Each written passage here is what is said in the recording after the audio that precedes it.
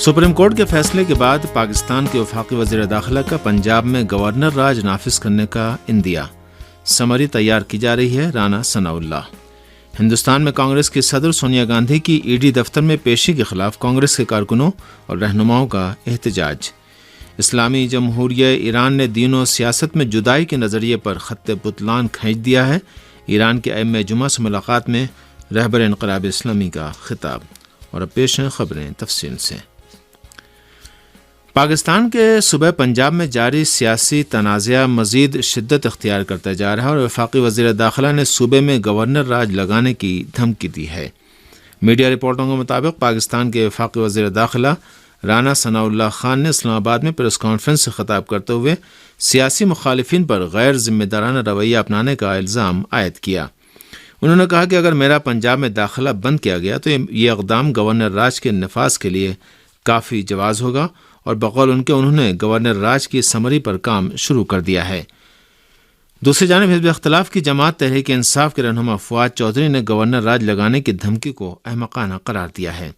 فواد چودھری نے اسلام آباد میں میڈیا کے نمائندوں سے بات چیت کرتے ہوئے کہا کہ نون لیگ احمقانہ پالیسی پر گامزن ہے اور اس کی سیاست ختم ہو کے رہ گئی ہے۔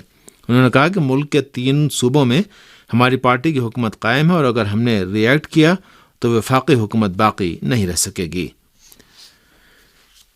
ہندوستان میں کانگریس صدر سونیا گاندھی سے ای ڈی نے آج تیسرے دن بھی باس پرس کی۔ اس دوران کانگریس کے کارکنوں اور رہنماؤں نے دہلی سمیت پورے ملک میں احتجاجی مظاہرے کیے۔ کانگریس کی صدر سونیا گاندھی بدھ کو ایک بار پھر ای ڈی دفتر پہنچی، جہاں انہیں نیشنل ہیرالڈ مالی بدعنوانی کے معاملے میں باس پرس کے لیے بلایا گیا۔ سونیا گاندھی سے ای ڈی کی باس پرس کے خلاف کانگریس کے رہنماؤں اور کارکنوں نے دہلی سمیت ملک کے مختلف شہروں میں مظاہرے کیے۔ کانگریس کے ارکان پارلیمنٹ نے سونیا گاندھی کی ای ڈی میں پیشی کے خلاف پارلیمنٹ ہاؤس سے وجے چوک تک جلوس نکالا، جبکہ کانگریس کے ہیڈ کوارٹر کے باہر بھی کانگریسی رہنماؤں اور کارکنوں نے سونیا گاندھی کی حمایت میں اجتماع کیا۔ دہلی میں کانگریسیوں کے مظاہروں کے دوران پولیس نے متعدد کانگریسی رہنماؤں کو حراست میں لے لیا۔ کانگریس کے رہنماؤں کا کہنا ہے کہ حکومت سرکاری اداروں اور ایجنسیوں کا اپنے سیاسی مخالفین کے خلاف غلط استعمال کر رہی ہے۔ کانگریس کے مرکزی رہنما آنند شرما نے کہا کہ حکومت قانون کو ہتھیاروں کی طرح استعمال کر رہی ہے، جو بہت ہی تشویشناک بات ہے۔ ان کا کہنا تھا کہ حکومت لوگوں کو بے عزت کرنے کے لیے قانون کا غلط استعمال کر رہی ہے۔ سونیا گاندھی کو منگل کو بھی ای ڈی دفتر میں بلایا گیا تھا، جہاں ان سے 6 گھنٹے تک سوال و جواب کیے گئے تھے۔ افغان طالبان اور احمد مسعود کے درمیان عارضی جنگ بندی پر اتفاق ہو گیا ہے۔ طلوع نیوز کے مطابق یہ بات احمد مسعود کی جانب سے طالبان کے ساتھ مذاکرات میں شریک وفد کے ایک رکن محمد علم عزتیار نے سماجی رابطے کی ویب سائٹ فیس بک کے ذریعے بتائی ہے۔ انہوں نے بتایا کہ طالبان کے ساتھ ہونے والی 3 گھنٹے کی ملاقات میں دیگر معاملات کے علاوہ ایک دوسرے کے ٹھکانوں پر حملے نہ کرنے پر بھی اتفاق ہوا ہے۔ دوسری جانب طالبان کا کہنا ہے کہ ہم نے بات چیت کے دوران صوبہ پنجشیر کا مسئلہ حل کرنے پر زور دیا، لیکن ہمارے مخالفین ملک کے آئندہ نظام حکومت کے بارے میں طالبان سے گفتگو کرنا چاہتے ہیں، جس کی وجہ سے مذاکرات میں کوئی خاص پیش رفت نہیں ہو سکی۔ کہا جا رہا ہے کہ طالبان حکومت کے نمائندوں اور احمد مسعود کے حامی وفد کے درمیان پہلی ملاقات صوبہ پروان کے شہر چاریکار میں ہوئی۔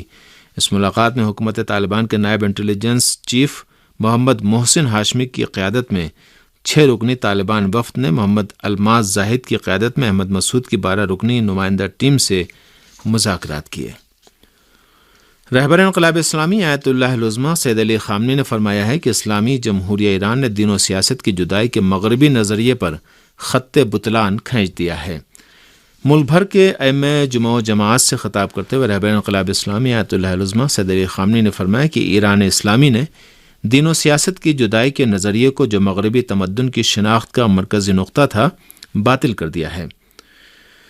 آپ نے فرمایا یہ اسلامی جمہوریہ ایران کا سب سے بڑا کارنامہ ہے۔ رہبر انقلاب اسلامی آیت اللہ العظمیٰ سید علی خامنی نے فرمایا کہ ایران نے اسلامی جمہوریت کے نعرے کو نہ صرف زندہ رکھا ہے، بلکہ وہ اپنی ترقی و پیش رفت کی منزلیں طے کر کے دین و سیاست کو ناسازگار بنا کر پیش کرنے کی طویل مغربی کوششوں کے سامنے مضبوط رکاوٹ بن گیا ہے۔ آپ نے امریکہ کو صہیونیوں اور سرمایہ دارانہ نظام کا شوکیس قرار دیتے ہوئے فرمایا کہ مغربی طاقتوں کی مافیا، جس میں صہیونی اور صہیونی سرمایہ دار سر فہرست ہیں، جھنجھلاہٹ کا شکار ہیں اور اسلامی جمہوریہ نظام پر ضربیں لگانے کی مسلسل ناکام کوشش کر رہے ہیں۔ وزیر خارجہ ڈاکٹر حسین امیر عبداللہیان نے امارات کے وزیر خارجہ عبداللہ بن زائد آل نہیان سے ٹیلی فون پر گفتگو کی ہے۔ انہوں نے کویتی ہم منصب سے بھی علاقائی اور دو طرفہ معاملات پر بات چیت کی۔ ایران کے وزیر خارجہ نے متحدہ عرب امارات کے وزیر خارجہ سے اپنی ٹیلی فونی گفتگو میں خطے میں صہیونی حکومت کی موجودگی کو عدم استحکام اور بدامنی کا باعث قرار دیا۔ ایرانی وزیر خارجہ نے کہا کہ صہیونی حکومت نے کوشش کی کہ حالیہ جدہ کانفرنس کے ذریعے علاقے میں ایک بحران پیدا کرے، لیکن کانفرنس کے اکثر شرکاء نے سمجھداری کا ثبوت دیتے ہوئے علاقائی تعاون، ترقی اور سلامتی پر زور دے کر صہیونی سازشوں پر پانی پھیر دیا۔ وزیر خارجہ نے اس کے علاوہ باہمی تعلقات کی جانب ایران اور امارات کے اعلیٰ عہدیداروں کی مثبت نقطہ نگاہ کا ذکر کرتے ہوئے دونوں ممالک کے تعلقات کو بہتر بنانے کا خیر مقدم کیا۔ وزیر خارجہ حسین امیر عبداللہیان نے باہمی تعاون کو دو طرفہ تعلقات کی راہ میں ایک مثبت قدم قرار دیا۔ ٹیلی فون پر ہونے والی گفتگو کے دوران انہوں نے پابندیوں کے خاتمے اور ایٹمی معاہدے کی بحالی کے لیے ہونے والے مذاکرات کی جانب بھی اشارہ کیا۔ وزیر خارجہ نے کہا کہ یورپی یونین کی جانب سے مذاکرات کو نتیجہ خیز بنانے کی کوشش جاری ہے اور ایران بھی ایک مناسب اور مستحکم نتیجے کے حصول کے لیے سنجیدہ ہے۔ اس موقع پر امارات کے وزیر خارجہ عبداللہ بن زائد آل نہیان نے ایران اور متحدہ عرب امارات کے مابین تعلقات کی اہمیت پر زور دیا۔ انہوں نے کہا کہ دونوں ممالک کے عوام اور اعلیٰ حکام بھی ایران اور امارات کے مابین برادرانہ تعلقات کی اہمیت سے واقف ہیں، جس کے لیے سفارتی تعلقات کی سطح کو بڑھانے کی ضرورت محسوس ہو رہی ہے۔ ایران کے وزیر خارجہ نے اپنے کویتی ہم منصب شیخ احمد ناصر الصباح سے بھی ٹیلی فونی گفتگو کی۔ گفتگو کے دوران وزیر خارجہ نے کہا کہ تہران امریکہ کو حقیقت پسندی سے کام لینے کو کہتا ہے تاکہ ایک مناسب، مضبوط اور مستحکم معاہدہ حاصل کیا جا سکے۔ انہوں نے اپنے کویتی ہم منصب سے کہا کہ علاقائی ممالک نے ثابت کر دیا کہ فلسطین ان کے اولین ترجیحات میں شامل ہے اور صہیونی جرائم کو ہرگز نظر انداز نہیں کیا جائے گا۔ انہوں نے ایران اور کویت کے مابین وفود کی آمد و رفت کو تعلقات میں بہتری کی علامت قرار دی اور امید ظاہر کی کہ اس طرح باہمی تعاون کا راستہ ہموار ہو جائے گا۔ کویت کے وزیر خارجہ شیخ احمد ناصر الصباح نے بھی گفتگو کے دوران ایران کی جانب سے علاقے کے ممالک کے درمیان تعلقات میں بہتری کے فیصلے کا خیر مقدم کیا۔ انہوں نے تہران اور کویت کے مابین دو طرفہ تعلقات میں اضافے کی ضرورت پر زور دیا اور کہا کہ کویت کی سیاسی قیادت ہمیشہ ایران کے ساتھ بہتر رابطے کی خواہاں رہی ہے۔ سپاہ پاسداران انقلاب اسلامی کے ڈپٹی کمانڈر جنرل علی فدوی نے کہا ہے کہ دنیا نے ایران کی دفاعی طاقت اور صلاحیت کا اعتراف کیا ہے۔ مرصاد آپریشن کے 34 سال پورے ہونے کے موقع پر بدھ کے روز سپاہ پاسداران انقلاب اسلامی کے ڈپٹی کمانڈر نے زور دے کر کہا کہ دشمن طاقتوں کو اس بات کا بخوبی علم ہے کہ اگر ان لوگوں نے ایران کے خلاف فوجی طریقہ کار اختیار کرنے کی کوشش کی تو انہیں شکست کے علاوہ اور کچھ حاصل نہیں ہوگا۔ جنرل علی فدوی نے مزید کہا کہ ایران ایک دفاعی اور فوجی طاقت بننے کے مرحلے سے گزر کر اب دشمنوں کو منہ توڑ جواب دینے کے مرحلے میں داخل ہو گیا ہے، جس کی وجہ سے دشمنوں میں اسلامی جمہوریہ ایران کے خلاف حملے کی جرأت تک پائی نہیں جاتی۔ یاد رہے کہ 27 جولائی سن 1988 کو سپاہ پاسداران اور اسلامی جمہوریہ ایران کی فوج نے انقلاب دشمن دہشت گرد گروہ MKO کے حملے کے خلاف وسیع کارروائی کی تھی۔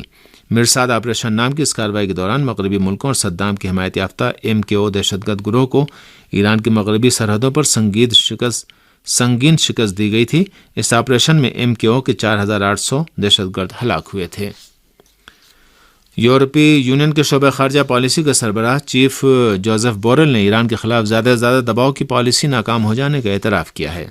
روزنامہ فائنینشل ٹائمز میں شائع ہونے والے اپنے ایک مقالے میں یورپی یونین کی خارجہ پالیسی کے چیف جوزف بورل نے